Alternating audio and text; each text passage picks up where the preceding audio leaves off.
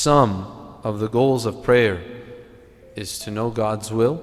This is why we seek it out in prayer, and to have the mindset of Christ.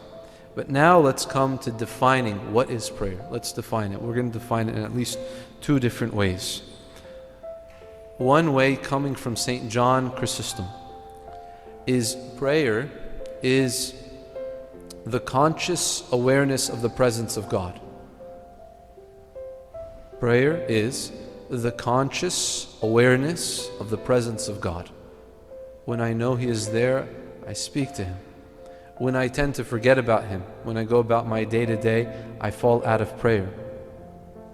And we're going to get to this, but St. Paul says to us, pray without ceasing. So we see prayer without ceasing seems impossible to us, but when we understand prayer to be the conscious awareness of the presence of God, we say, okay, I just have to know that He's there. I have to understand that He's always there, and I have to kind of live my life with this understanding. Prayer becomes something more open, more free, more inclusive of different things.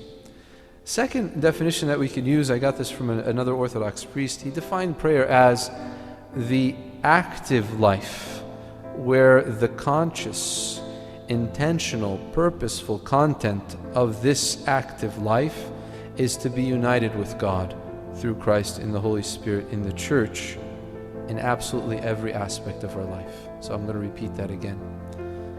It's an active life.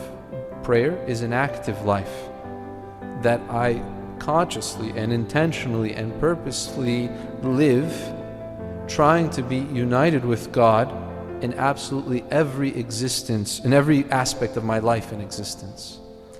Prayer is this yearning to be with God.